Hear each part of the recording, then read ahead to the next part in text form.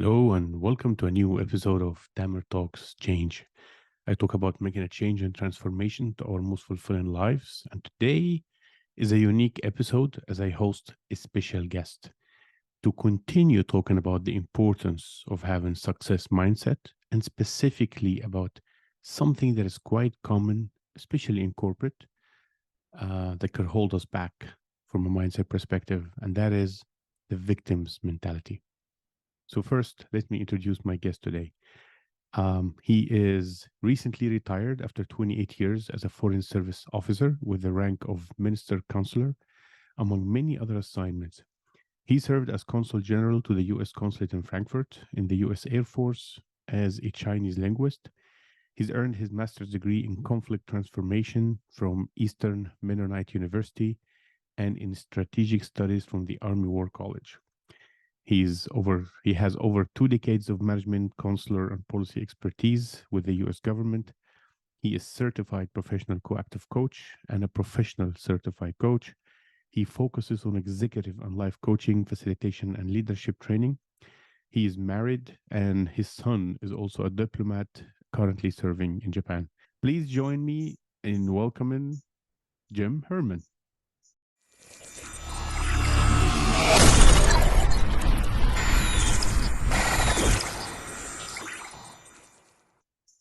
Aloha, Jim. thank you.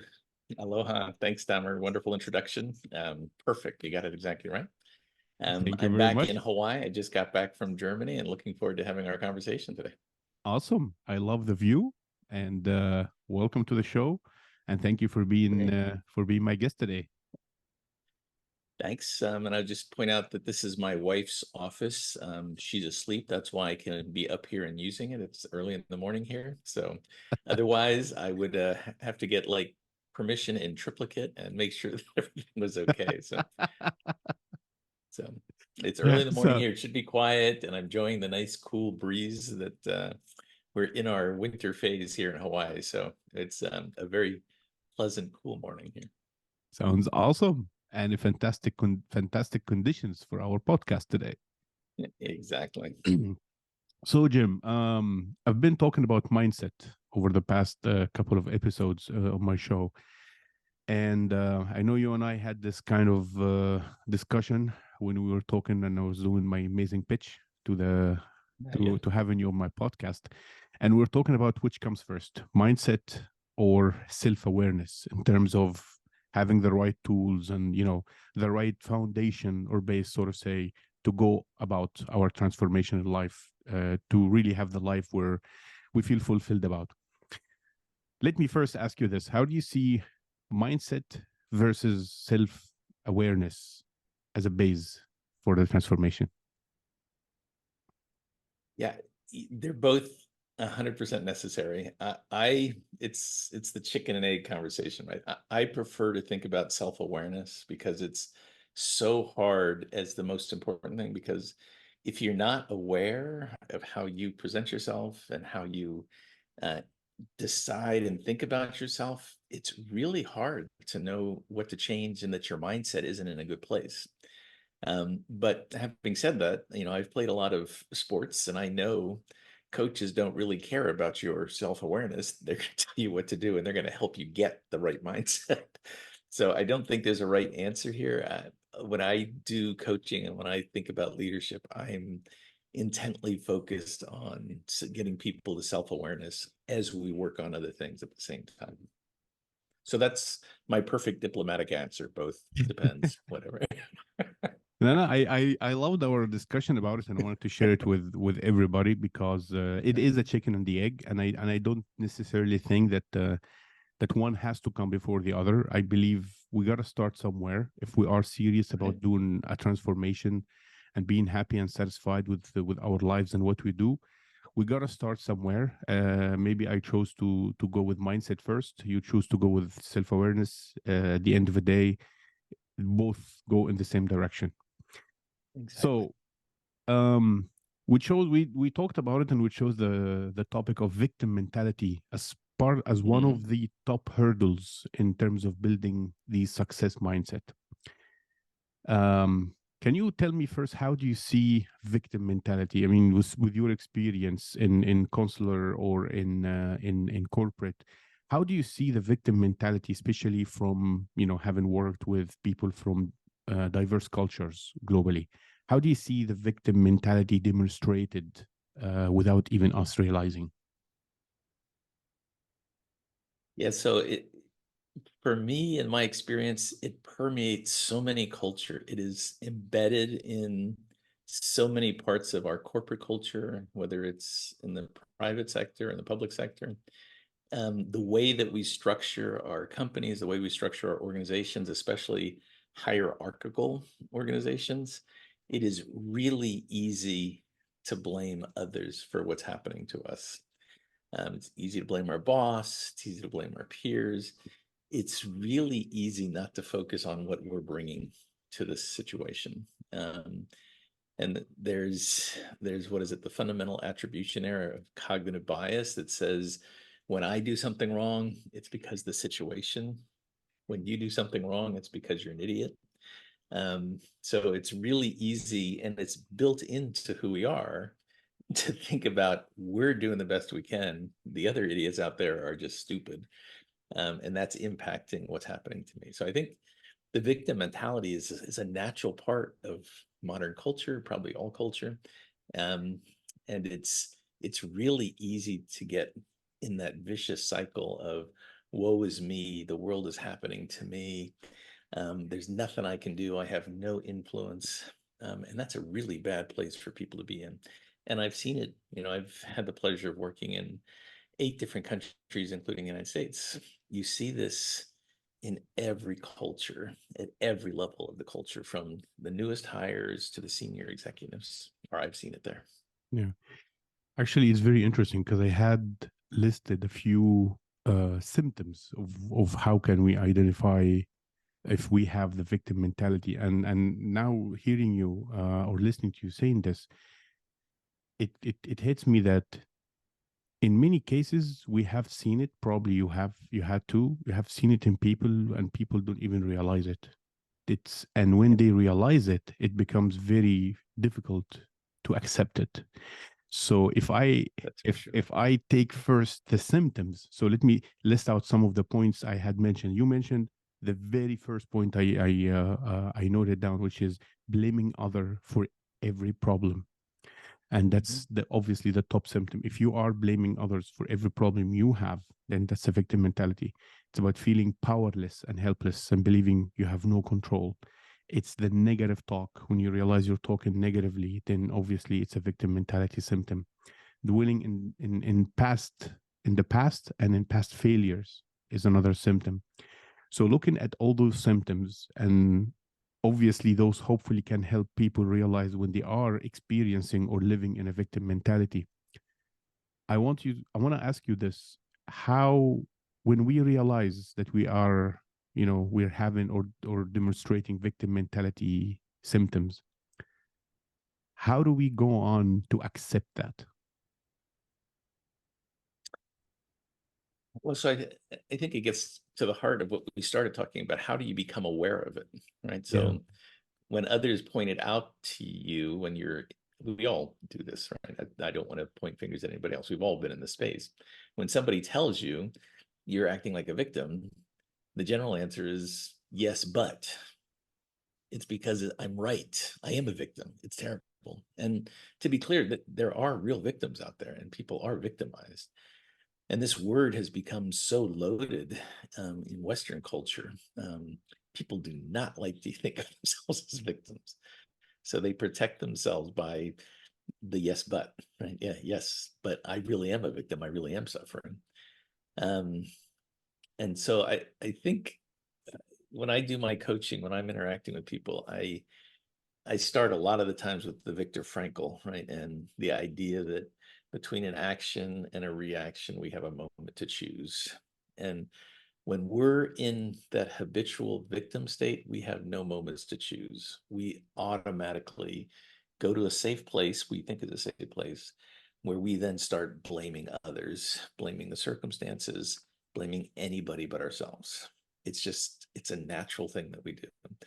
And if you can slow down and think about what's really happening, maybe you can make the shift. But in my experience, most people don't feel safe enough, psychologically safe. I know that's a buzzword these days, but they don't feel safe enough to acknowledge that it's their fault, that they made a mistake.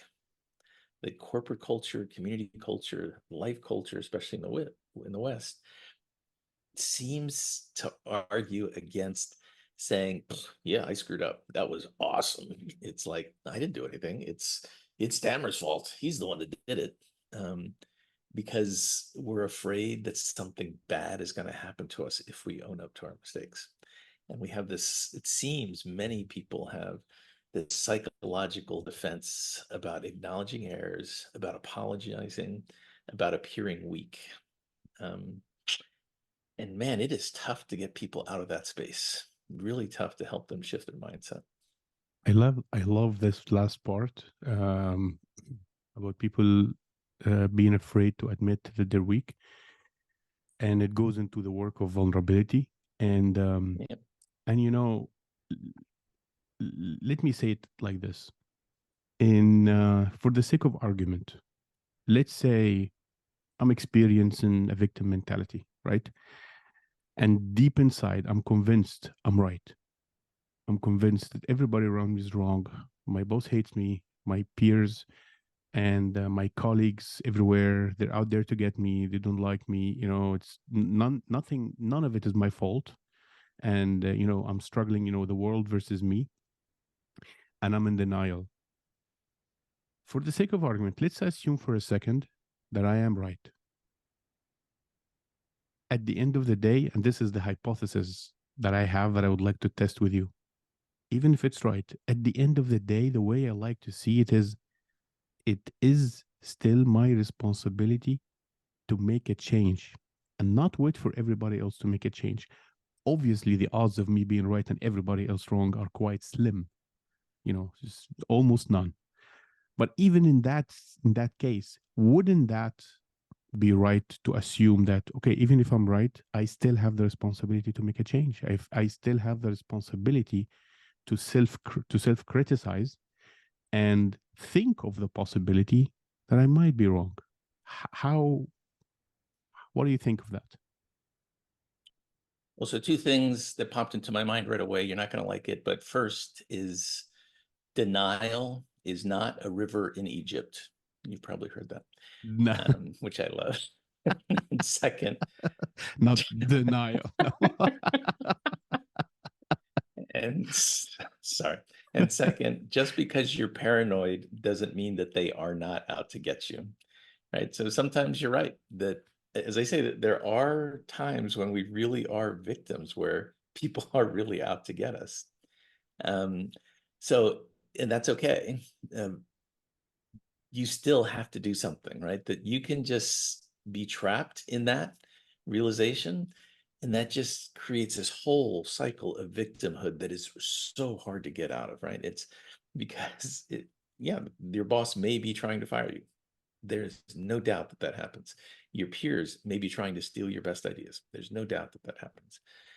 And the question is, what can I do about it? Right. So it goes back, one of my favorite authors, you've heard me talk about him a lot, is Stephen Covey, because he is so good at taking these complex ideas and giving you simple visuals that make a lot of sense. And so one of the best visuals that he has is this idea of the circle of influence and the circle of concern.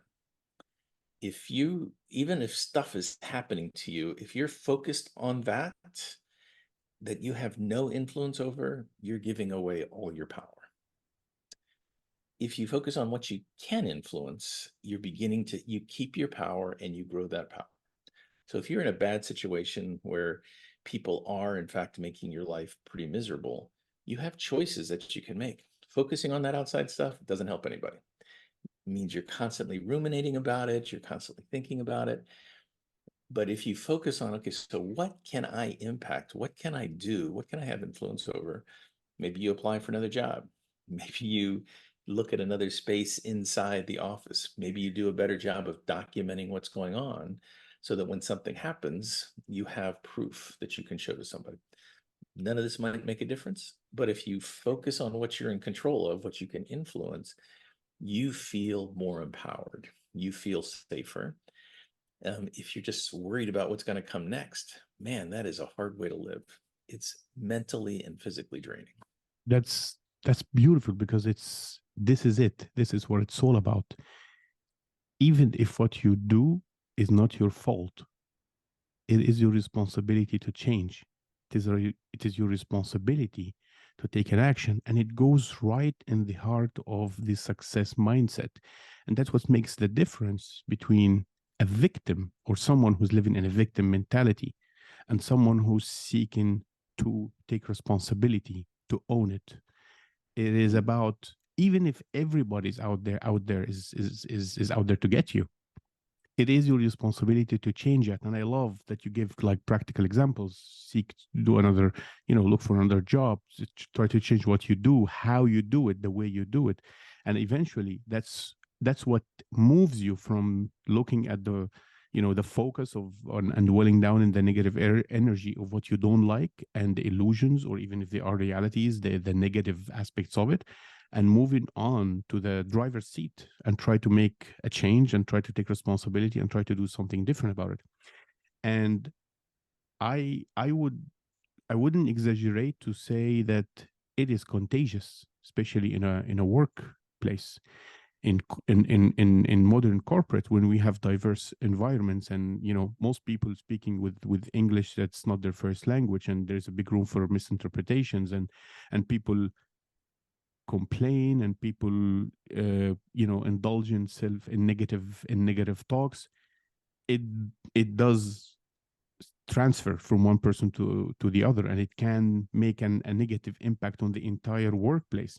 Have you seen that, and how did you reflect on that happening in corporates? So I want to say two things. First, I think we need to be very careful, and I think we both are, that there are people out there who are really suffering, really, and are in danger and need professional help to get out of there, or need just to get out of the situation, right? So there are times and places where, for sexual abuse, sexual harassment, physical and mental abuse, where people feel trapped and they cannot get out of it. So in cases where anybody is feeling trapped or in danger, they need to get professional help. You can't do, very few people can do this by themselves, Definitely. right? So this category of maybe depraved victimhood or depraved manipulation, and lots of times people get trapped in that and just don't see a way out. They're fearful all the time. So when we as managers and leaders, we as friends in the community, when we see this, we have an obligation to try to get people out of that into a safe place. Totally. It's really hard, right? And so, but what we're talking about is just stupidity at a corporate level, let's say, or people who are harassing and manipulative in a corporate environment where there's no physical safety issue, right? That this is largely a cultural problem where people are being rewarded for treating people badly. And we see this all the time. And, I was just talking with one Yeah. of the people I coached yesterday about this, is that how do you change that culture? And man, that is tough, right? Because when you're in an organization that a culture allows this and in fact encourages it, it almost always starts at the top, is amplified at the mid levels, and then is supported at the bottom levels, because that's how people get ahead, right? And This so is yeah. from go ahead, go ahead. No, this is another point we had, you and I discussed earlier, and one of the top challenges I have seen with running or with leading teams or being in corporate is the lack of speaking up. And Mhm. sometimes it's due to cultural reasons, sometimes it is personal preferences, sometimes it's fear of consequences. And in that category, the first category of people who are suffering because of specific abuse, physical or mental or psychological, it is definitely they definitely need to speak up, and they definitely need to seek professional help, And that is also the responsibility of everybody else witnessing that, with everybody else seeing that, and not Mhm. only about abuse, but also about the corporate culture in general, about, just as a concept across the board, for improvements, for transformations, for business practices. It is speaking up. And this is one of the things we discuss, is the ability of people to actually speak up and say their opinion, speak candidly, and talk about what should and shouldn't happen. And that kind of transforms the workplace. And if it does, when it doesn't happen, not if, when it doesn't happen, the abuse increases, the negativity increases, and then you definitely feel trapped, and there is absolutely no way out there. Yeah, so it's not easy, right? No, Once you're in a culture that enables this and supports it, um, honestly, the easiest way is to leave that culture, right? So definitely. as you're looking for work and as you are uh, thinking about where you want to spend your time, most of us spend, a large part of our lives in these cultures. Ideally, you will focus on the corporate environment before you dive in, right? That's the easiest thing to do. Do your due diligence, find out what goes on in that space. Because some people thrive in that space. They're bullies, they're competitive, they don't mind creating that environment, and they believe it makes them better employees. I don't happen to believe that, but I know there are people who do.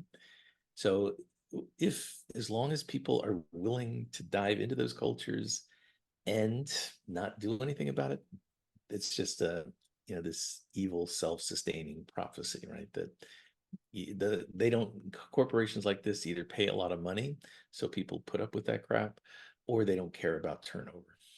It doesn't matter to them, And which are corporate decisions. definitely. And I must say this: I had experienced what you're talking about, to an extent, of course, on both ends. What I had worked with certain line managers who were very aggressive, were abusive to a far extent. Um, and when I became a leader and I started leading teams, most of the emphasis was on results. Right. The attention on the human aspect of leading the team was a lot less.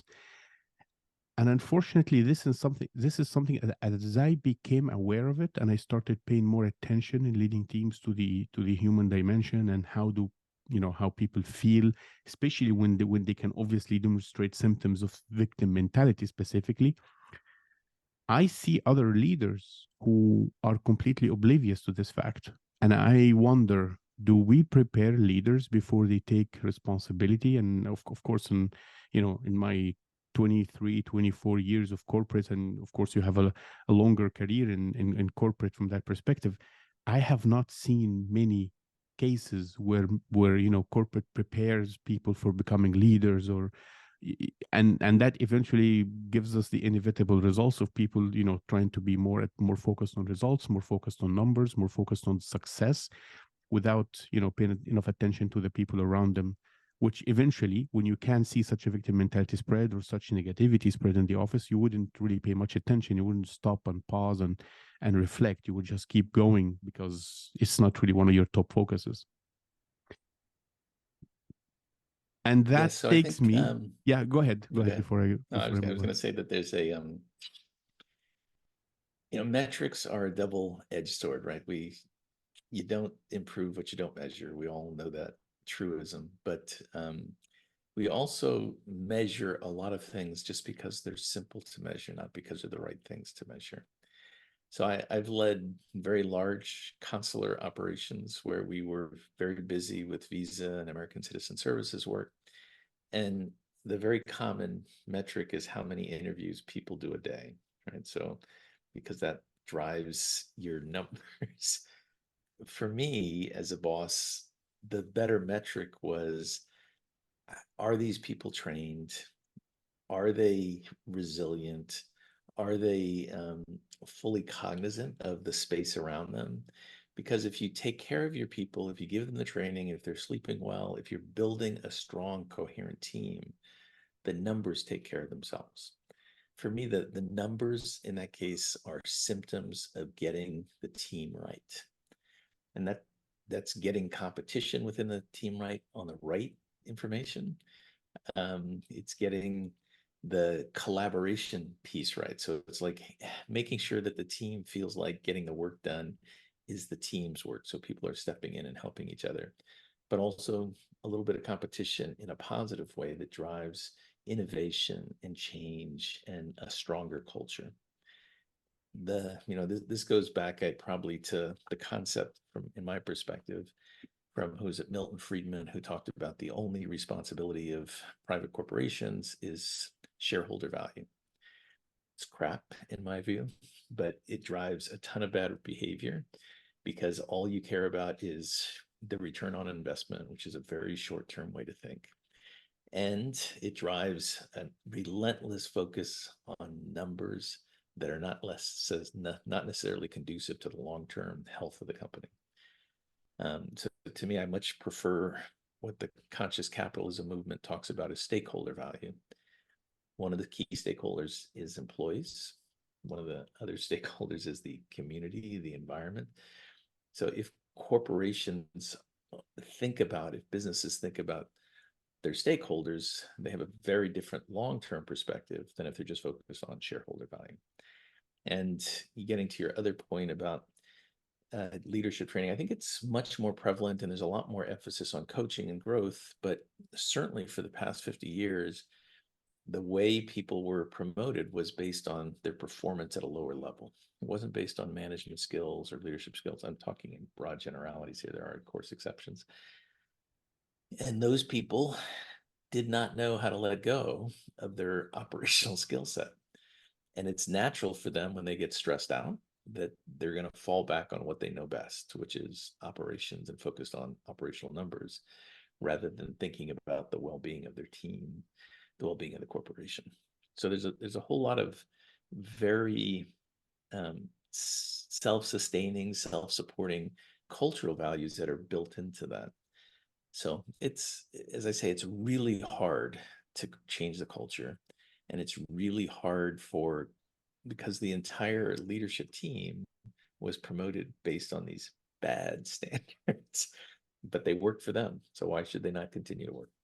And I love this feedback, Jim, because it goes beautifully into linking how corporate professionals feel,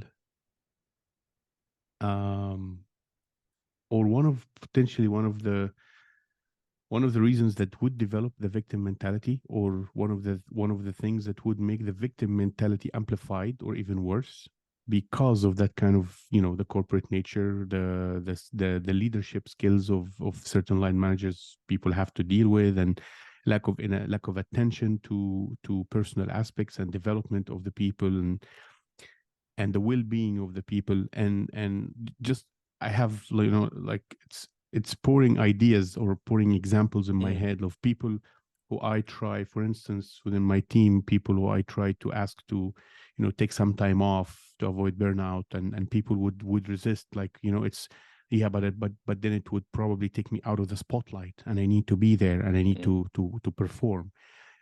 People who would, not, work day and night, literally, or not take breaks, or continue to work weekends, and continue to feel victim, but they don't want to let go. They don't want to stop and, pause and look at the self-awareness level or self-care level. And that takes me to the point of, how do we overcome the victim mentality in our minds when we, let's say, I realize now that I have a victim mentality, or someone listening to this show realize, okay, I am demonstrating symptoms of a victim mentality. I know that it's stopping me now, or I understand it's stopping me from making a change or transforming my life. What can I do? What do we advise in that case to overcome victim mentality?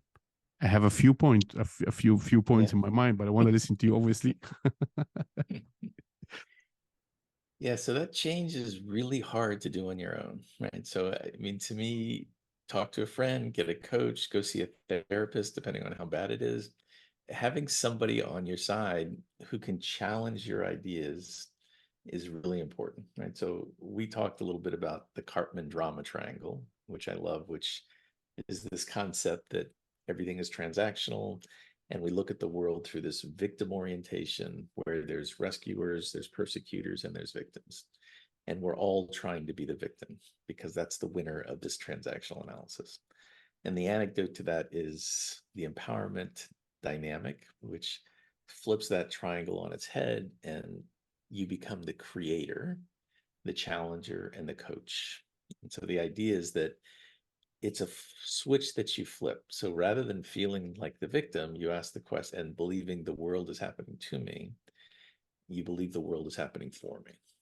So if you can shift that in any circumstance where you're feeling, woe is me, you can ask the question, well, what am I meant to learn here?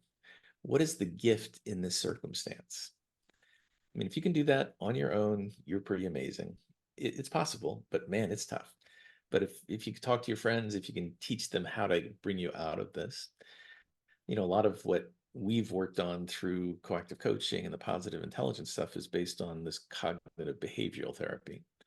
And so one of the key questions to ask in any circumstances, how is that thought working out for you? How is the thought that they're screwing me working out for you? Yeah, not working out so well because it drives me batty. I feel disempowered.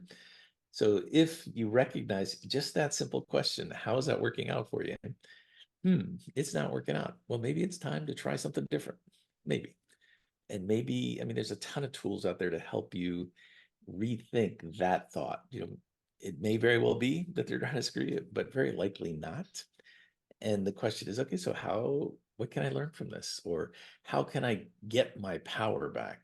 Because in most cases, when you're a victim, you're giving your power away to somebody else.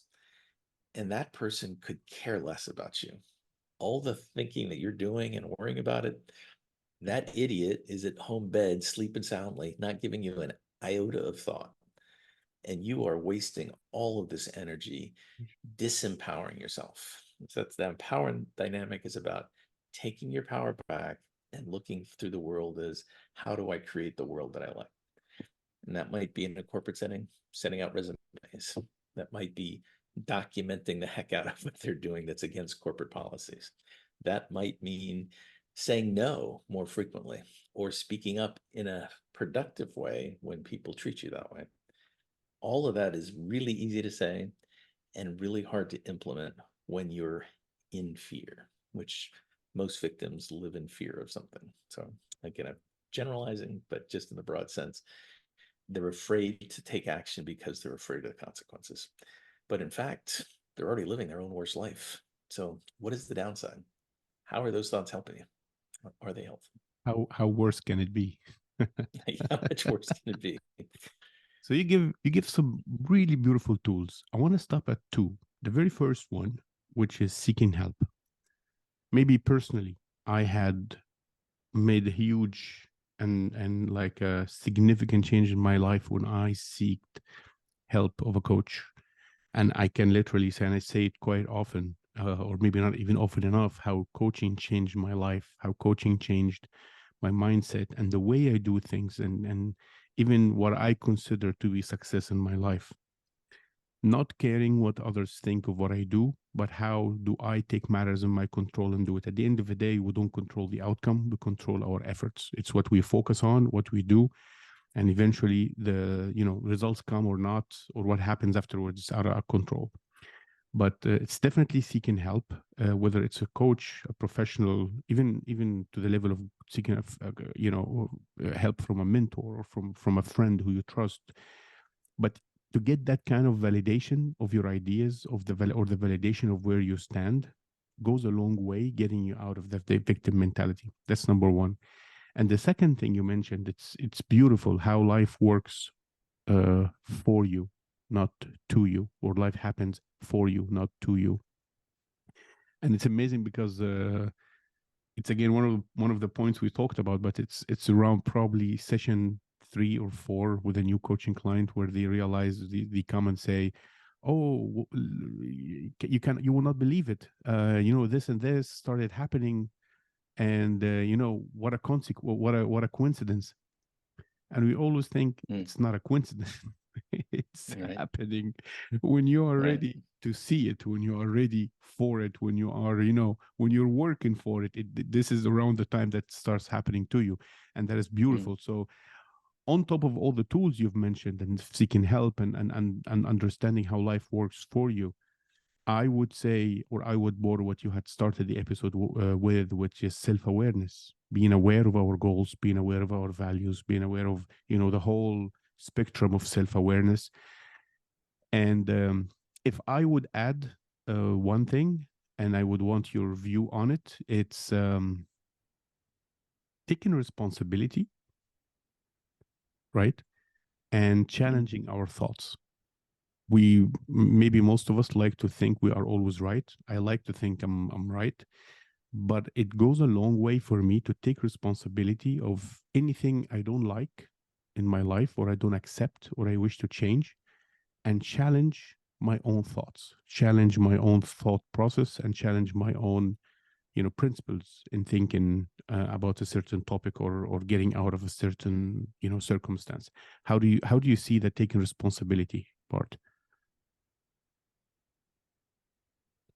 Well, so it's certainly fundamental to getting out of that victim mentality, but I think it's so much easier to say than do, right? So I was Correct. thinking as you were talking there that there's a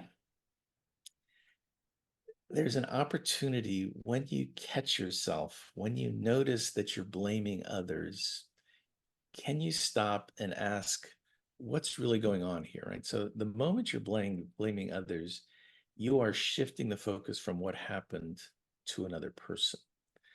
And so is there a way, like, somebody came up and yelled at me because I submitted a project that wasn't perfect.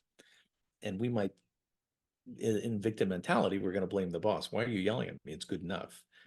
So we're shifting our focus from the action to a person.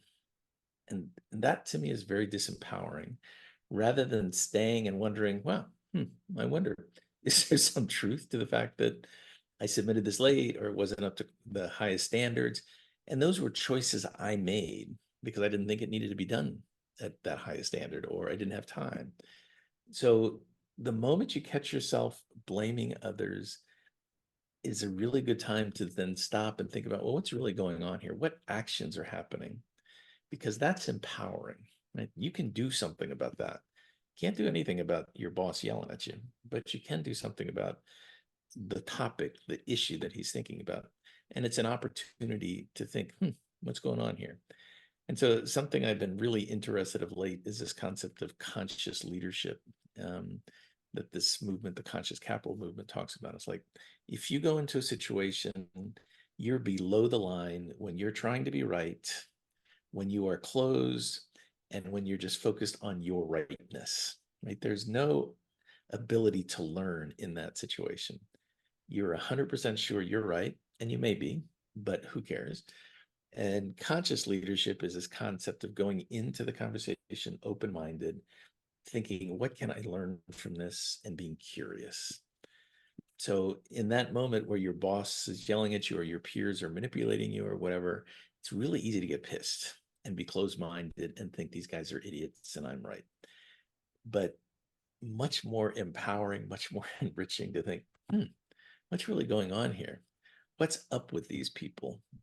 Because very often their behavior is caused by fear or greed or something. And if you can better understand their motivations, you actually find out that you have more influence. And you may actually find out that you have something to learn in that situation. So, can you stop and let go of being right and try to figure out what can I learn from this? How can I stay curious? Again, very easy to say. Get some help, practice it. It's Practice it at home. You got to do it with your kids every day, right? Tell me about it.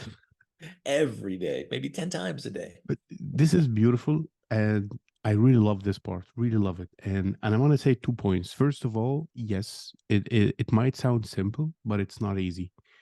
Right. And none of the advices we all try to give, whether the people we coach, or in the show, or in life, none of the advices is supposed to make things easy, but it is about having a way, having a tool that you can use to dig yourself out of the ditch.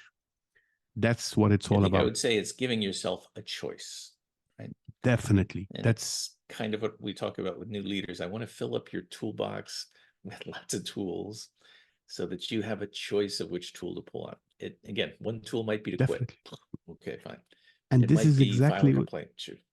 and this is Go ahead. exactly what the people with a victim mentality would say. This is what I would say when I'm in a situation with of victim mentality, and that would be my second point. But it would be, what can I do? Well, here you go. Mhm. Here's a tool.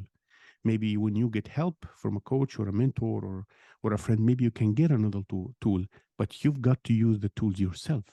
It is not easy, and of course it's easier said than done, but it is about equipping people or opening people's mind with, to give them tools, support them with tool, equip them with tools and ideas and Mhm. approaches that they can eventually use it. No, it's like opening a door, but you got to walk through it yourself. No one is gonna, was gonna walk it for you. And that's the first point. And the second point is, it is uh, the way I look at the victim mentality. It doesn't have to be a condition or a disease that you have and then you get cured. I believe it can happen at any moment to the best of us. Just can, it's maybe it's situational, maybe it's circumstantial. Just it happens to you in a certain situation. You feel a victim, arguing with your boss, arguing with your wife, arguing with your kids, arguing with your friends, with your family. In any situation, you can feel it. You can acquire, this victim mentality, and you can start acting on it. The self-awareness of knowing and understanding and being able to point at, oh, I have a victim mentality now. That's a behavior of a victim. It's not a behavior of a winner, or of a positive mindset. That can get you, to realize that you are in that ditch, and then you can use the tools to get out of it. So there is no cure, and a one time for a one time cure for lifetime, that then you would never go back to having a victim mentality again. It can happen every day, it can happen every week. At the end of the day, it's about realizing it, pointing it out, and taking the right action to get out of it.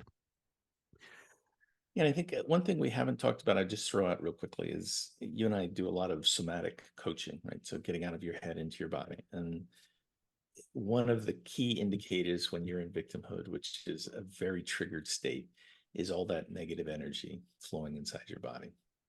And if you can notice that energy and there's lots of good exercises to do to get out of that negative energy, that allows you to shift. Because when you're in that creative mode, the energy is different. It's positive, energetic, not downer energetic. And so beginning to notice when you're in that victim mode, most people feel terrible, right? Woe is me, terrible. So that's a pretty good indicator that you're mired in victimhood. And again, there are real victims out there and they should be afraid and they need to get help. But for most of us, we do not need to stay trapped in that. And noticing the impact it's having on your body is a really good motivator to get out of it. It can make you sick, it can make you tired, it can make you demotivated, it can make you a very unpleasant person to be around. And I mean, just one example of what happens when in classic victims in a corporate setting is victims feel, oh, woe is me, it's terrible, nobody likes me, I'm being beaten up. And this happens to people like all the time. All of a sudden, they get what they've asked for. They get the job they asked for, they get the assignment they asked for. And rather than being joyous about it, they wonder, oh, why did they promote me? What's going on? They're trying to fire me. They just promoted you. What are you talking about? Be So careful it's what you wish this, for. and it's like, I don't understand. They've done what you've been asking them to do for 6 months. Yes, but it's because they're going to fire me. Okay, does that make any sense to you? No. and uh Right. and that's one It's just way. a cycle. Definitely, it's probably another way of escaping, and demonstrating a victim mentality, because I have to be the victim all along. All the And time. nothing is Yeah. my fault, and it I Yeah. would I would wait for an external factor to make me happy or to get me out of it. If only if I get this new job, only if I transfer out of this team, Right. only Exactly. if. If only. Wait for it. And when it happens, you're surprised because whatever happened in the first time or at the first time would happen again at the second time or at a new job or at a new company or the new team because it's all, it's all in here. Yeah. Jim, I love it. It's amazing.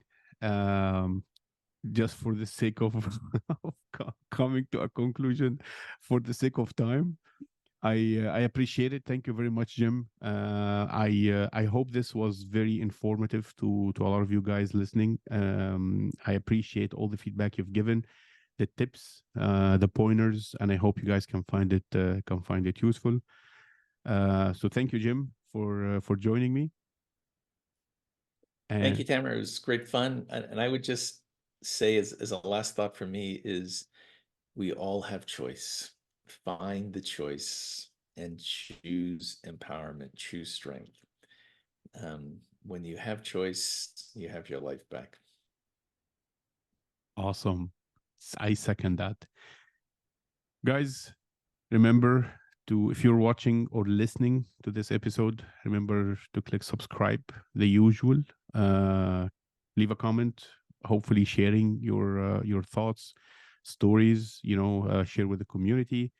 And definitely above all, feel free to share it with others who you believe will benefit of it. Remember, stay inspired, my friends. Keep moving forward to your transformation. And remember, you can be upset for the results you didn't get, for the effort you didn't do. Take responsibility, own it.